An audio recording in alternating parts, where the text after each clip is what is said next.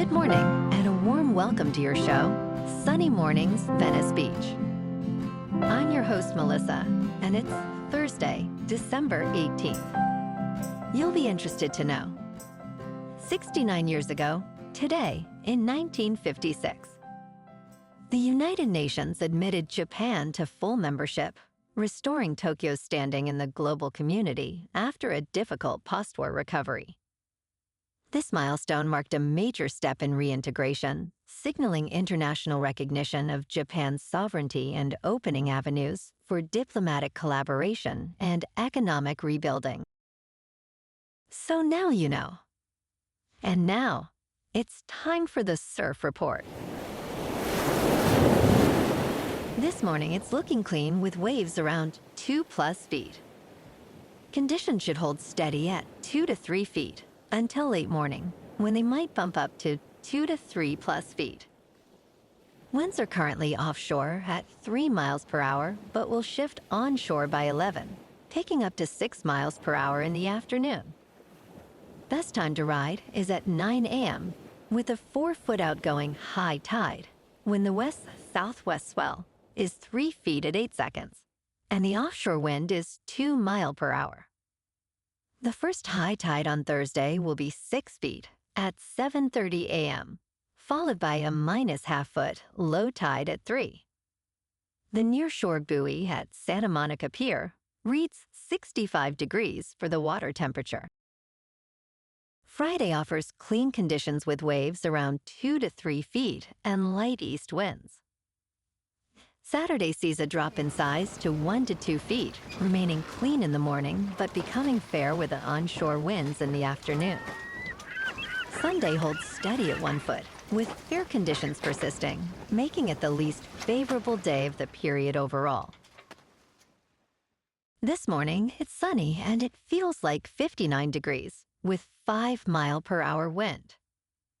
The sunset will take place at 4:48. And it will rise again tomorrow at 6:55. It looks like we're in for a sunny Thursday with a high near 72 and a light east-southeast breeze around 5 to 10 miles per hour.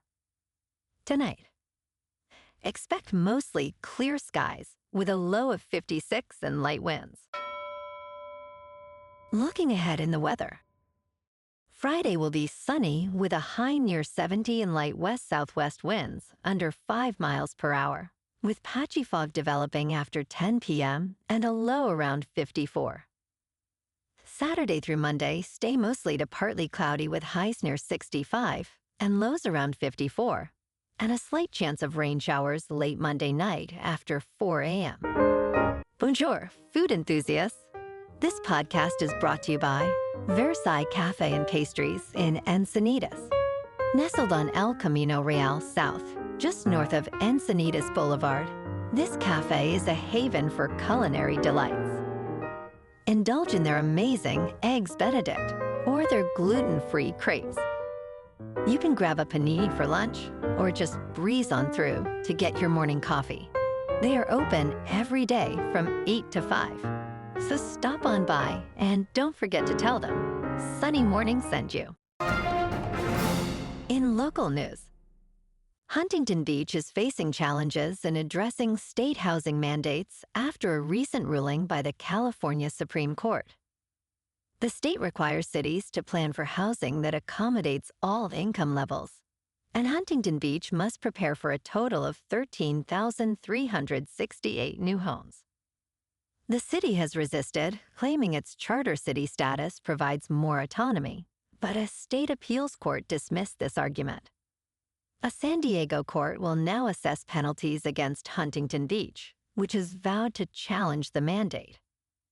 The next hearing is set for January 16th.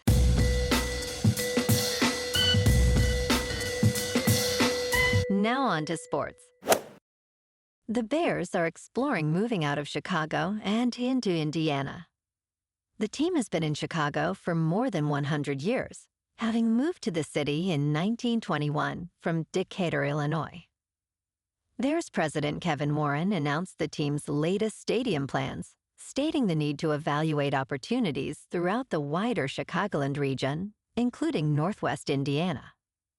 Warren emphasized that this is not about leverage and that the team is committed to Chicago. The Bears face obstacles in their search for a new stadium, but moving to Indiana is now Plan C.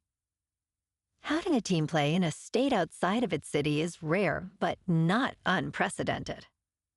Looking at tonight, Sam Darnold was far from his best when he faced the Seattle Seahawks, and he knows he must perform better after tossing 4 interceptions against the Los Angeles Rams on November 16th.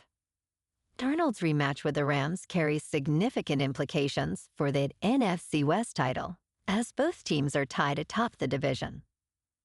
Darnold stated, "We are excited about this challenge," acknowledging his previous performance. The Rams' defense ranks 13th in the NFL, creating issues for Darnold, while the Seahawks' offense has struggled to score early.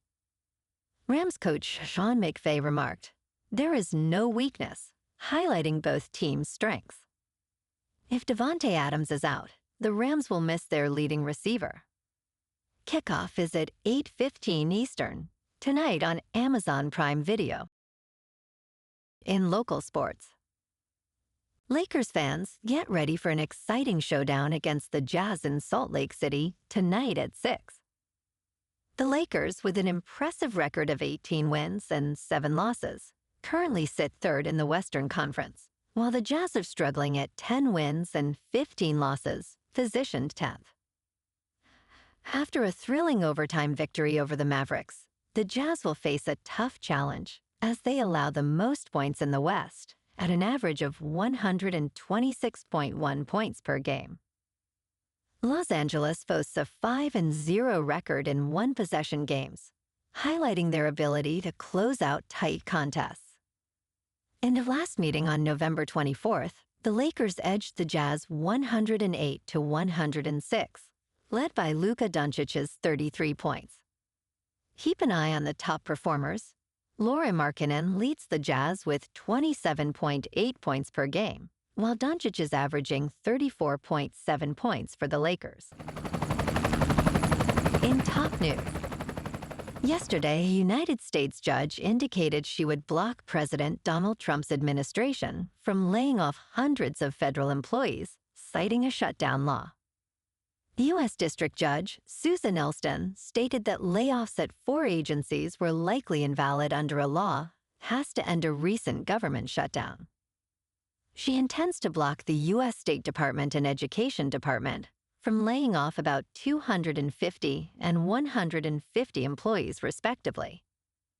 The judge plans to reinstate roughly 300 employees who lost their jobs during the shutdown. Elston's ruling has been praised by unions involved in the case. In business news, Walmart has maintained its stance on avoiding near-field communication-based payments, such as Apple Pay and Google Pay. Other major retailers have increasingly accepted this technology as the norm. Walmart offers its own contactless payment options, which provide key advantages. The retail giant strategy has confused customers over the years, as many expect to pay using their phones. Analysts suggest that while accepting tap-to-pay does not incur extra fees, upgrading payment hardware can be costly.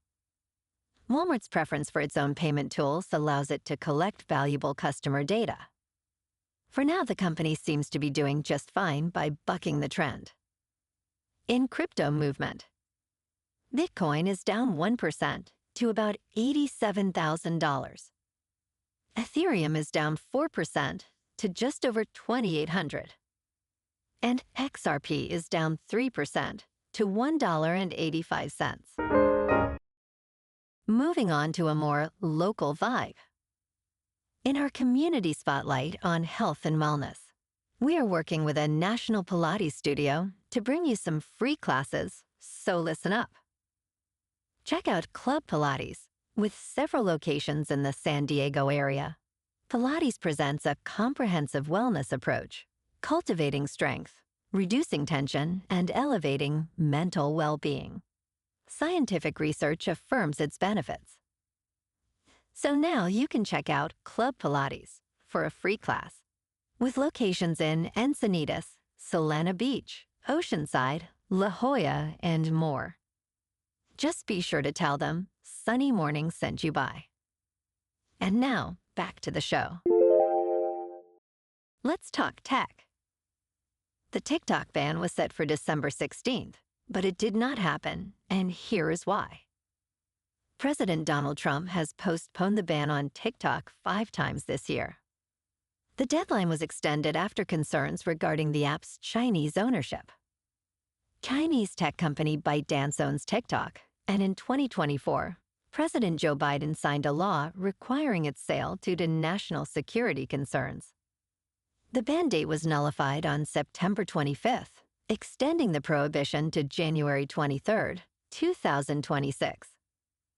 Messages from Washington continue to label TikTok as a privacy threat, with the ban now anticipated for January. And in entertainment news, the Rolling Stones have called off plans for a 2026 stadium tour of the United Kingdom and Europe. A source close to the band confirms to Variety, following reports that guitarist Keith Richards was unable to commit to it.